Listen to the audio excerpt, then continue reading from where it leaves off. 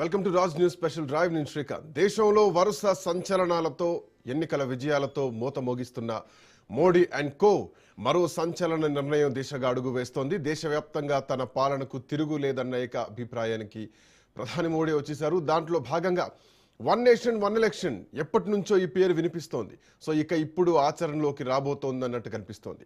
One nation one ఎలక్షన్తో ప్రాంతీయ పార్టీల భవిష్యత్ ఏమవుతోందన్న టెన్షన్ ఇటు ప్రాంతీయ పార్టీల్లో ఉంది. మోడీ ఫార్ములాను ప్రాంతీయ పార్టీలు అంగీకరిస్తాయా? తెలుగు రాష్ట్రాల పరిస్థితి ఏమిటి? రేవంత్ చంద్రబాబు మోడీ బాటలో నడుస్తారా? ఇప్పటికే ఒకే దేశం ఒకే ఎన్నికపై తగ్గేదేలే అంటోంది ఎన్డీఏ సర్కార్. గల్లీ నుంచి ఢిల్లీ వరకు, పంచాయతీ నుంచి పార్లమెంట్ వరకు ఒకేసారి ఎన్నికలు రాబోతోందంటుంది. మోడీ షా ద్వయం నిర్ణయం చాలా సంచలనంగా ఉంటుంది. జమిలీ ఎన్నికల కోసం కమల దళం రూట్ మ్యాప్ ఇప్పటికే రెడీ చేస్తోంది.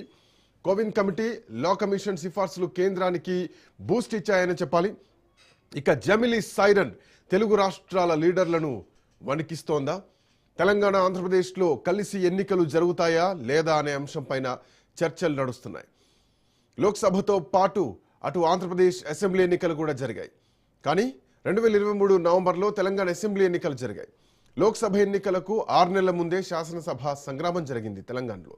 జమిలీ ఎన్నికల పేరుతో కొందరు దేశాన్ని కబళించాలని చూస్తున్నారని గతంలో రేవంత్ రెడ్డి ఆవేదన వ్యక్తం చేశారు. ప్రతి ఒక్కరూ జమిలీ ఎన్నికలకు వ్యతిరేకంగా దేశవ్యాప్తంగా పోరాడాల్సినటువంటి అవసరం ఉందన్నారు. అలాంటి వ్యక్తి ఇప్పుడు తన సీటుకు ఎలాంటి ఢోకా లేదని చెప్పుకొస్తున్నారు. నోట్ల రద్దంశం కానీ, తో పాటు జీఎస్టీ అమలు కానీ, ఆర్టికల్ 370 కానీ, అయోధ్య రామమందిర నిర్మాణం, మహిళలకు 33% రిజర్వేషన్లు, ఆపరేషన్ సింధూర్, ఇవన్నీ కూడా బీజేపీ పాలనలో చాలా కీలకంగా మారాయని చెప్పాలి. సో ఇప్పుడున్నటువంటి పరిస్థితుల్లో జమిలీ ఎన్నికలకు సిద్ధమవుతోందా? వ్యూహం అదే కనిపిస్తోందా? నియోజకవర్గాల పునర్విభజనతో ఉత్తర దక్షిణ భారత యుద్ధం జరిగేటువంటి అవకాశం ఉండబోతోంది అంటున్నారు రాజకీయ విశ్లేషకులు. సీట్లు తగ్గుతాయనేటువంటి భయంలో సౌత్ ఇండియా నాయకులు ఉన్నారు. గతంలో స్టాలిన్ లాంటి వ్యక్తులను ఎగ్జాంపుల్ తీసుకొస్తున్నారు. బట్ మహిళా రిజర్వేషన్ అమల్లోకి వస్తే సీట్లు పెరుగుతాయనేది ఇంకొక అంశం. ఇదొక బల్క్ ఆఫర్ లాగా కొంతమంది రాజకీయ విశ్లేషకులు మాట్లాడినటువంటి అంశం. మాట్లాడదాం. మంత్రివర్గ విస్తరణ జరగబోతోందా?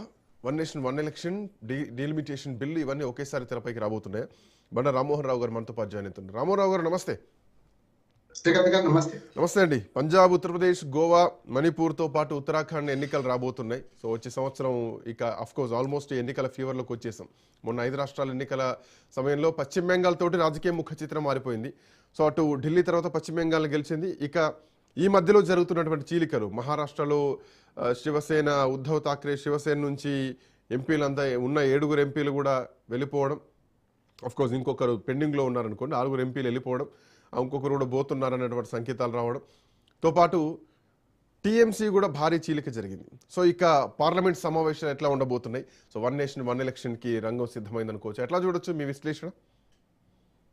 శ్రీకాంత్ గారు, మీకు అట్లాగే రాజ్ న్యూస్ ప్రేక్షకులకు నమస్కారం. నమస్తే. ఈ మూడు వేరు జమిలీ ఎన్నికలు, అవును, మహిళా బిల్లు, డిలిమిటేషన్ యాక్ట్, ఇవన్నీ వేరు కానీ కలిపి కొడితే ఏదో మార్పు జరగబోతుందని మనకు కనిపిస్తుంది. అవును. కానీ సూత్రప్రాయంగా చూస్తే ప్రతిపక్షాలు అంటున్న దానిలో జమిలీ ఎన్నికలు అనేది సరైనవి కావు. ఎందుకంటే ఏ ఎన్నికకు ఆ ఎజెండా ఉంటాయి. ఉదాహరణకు పంచాయతీలు ఏం చూస్తారు? తమకు అందుబాటులో ఉన్న వార్డు మెంబరు, సర్పంచ్ అందుబాటులో ఉంటారో చూస్తారు. అక్కడ పార్టీల ఎన్నికలు లేవు కనుక పార్టీల పరంగా పోరు. నెంబర్ 1.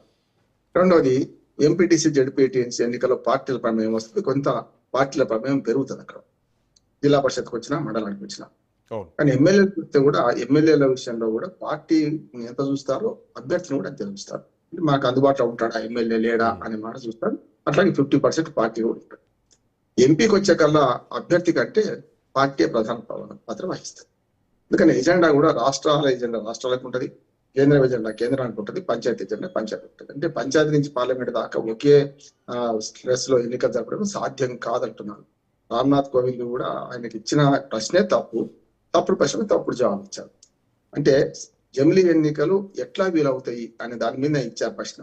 జమిలీ ఎన్నికలు అవసరమా కాదా, సాధ్యమా కాదా అని మాట ఇస్తే ఇంకో రకం రిపోర్ట్ వచ్చింది. ప్రశ్న తప్పైతే జవాబు తప్పు వస్తుంది. శ్రీకాంత్ గారు, మీ భార్యను మీరు ఇప్పుడు కొడుతున్నారా, మానేశారా? రెండిట్లో ఏదో చెప్పండి. కొడుతున్నా, మానేసా, ఇంకేం చెప్పొద్దు అని అనుకోండి. కొడుతున్నా అంటే తప్పే, మానేసినా అంటే తప్పే. అంటే ప్రశ్న తప్పైతే జవాబు తప్పు వస్తుంది. రామ్నాథ్ కోవింద్ గారికి ఇచ్చిన ప్రశ్న ఏంటంటే, జమిలీ ఎన్నికలు ఎట్లా సాధ్యం చేయొచ్చు అని దాన్ని ఇచ్చారు. కనుక ఆయన ఎట్లా సాధ్యం చేయొచ్చు చెప్పారు, కానీ ఎట్లా సాధ్యం కాదు చెప్పడు కదా. జరిగింది అదే. నేనేమంటున్నానంటే ఇప్పటికీ మన దేశంలో ఇప్పుడు మీరు చెప్పారు, వచ్చే సంవత్సరం 5 రాష్ట్రాలు ఎన్నికలు జరుగుతున్నాయి. ఈ సంవత్సరం 5 రాష్ట్రాలు ఎన్నికలు జరిగినాయి. అంతకుముందు 4 రాష్ట్రాలు ఎన్నికలు జరిగినాయి. అంతకుముందు 2 రాష్ట్రాలు ఎన్నికలు జరిగినాయి. హర్యానా, మహారాష్ట్ర చూస్తున్నాం కదా. రేపు వచ్చిన మరి 25లో జరిగిన ఎన్నికలు రేపు 28 జనవరి, ఫిబ్రవరిలో మళ్ళీ కర్ణాటక ఎన్నికలు జరగాలి. అంటే 28 రాష్ట్రాలు, 9 కేంద్రపాలిత ప్రాంతాలు ఉన్న దేశంలో ఒకేసారి ఎన్నికలు సాధ్యం కాదంటే ఎన్ని చట్టాలు సవరించినా ఎందుకు సాధ్యం కాదంటే ప్రభుత్వాలు పడిపోయినప్పుడు ఏం చేయాలి అంటే మళ్ళీ ఉన్న కాలానికి ఎన్నుకుంటారు. ఇప్పుడు ఏమంటున్నారు, ప్రతిసారి కూడా ఎన్నికలు వచ్చిన ప్రతి సంవత్సరం ఎన్నికలు వస్తాయి. అప్పుడు ఇంకా ఎక్కువ వస్తాయి, ఇంకా ఎక్కువసార్లు ఎన్నికలు వస్తాయి. ప్రభుత్వం పడిపోతే మళ్ళీ ఆ 2 ఏళ్లకు 3 ఏళ్లకు కలిపి జరపాలి కదా. అదొక ఎన్నిక అదనంగా అవుతుంది కదా. ఇప్పుడు ఏం చేస్తున్నారు, ప్రభుత్వాలు పడిపోతే మధ్యంతర ఎన్నికలు పెట్టేస్తున్నారు. 5 ఏళ్లకు ఉంటుంది వచ్చే ఎన్నిక కదా. ఇప్పుడున్న పరిస్థితిలో ఏదైనా ప్రభుత్వం పడిపోతే మళ్ళీ వచ్చే ఎన్నిక 5 ఏళ్లకు ఉంటుంది. 2.5 ఏళ్ళు 2 ఏళ్లకు ఉండదు కదా. అట్లా ఈ జమిలీ ఎన్నికలు సాధ్యం కాదు. ఎందుకు సాధ్యం కాదు అంటే పదవిలో ఉన్న సర్పంచ్నే మనం దించలేము. ఉదాహరణకు చాలా సార్లు సర్పంచ్ ఎలక్షన్స్ పూర్తి కాక ముందు 2 ఊళ్ళు గ్రామాలు కలుపుదామని తీసేద్దామని ప్రయత్నం చేశారు అనుకోండి. చూశారు కదా మొన్న 84 మున్సిపాలిటీలో ఇక్కడ పరిస్థితి అంటే వాస్తవానికి మీరు అన్నట్టు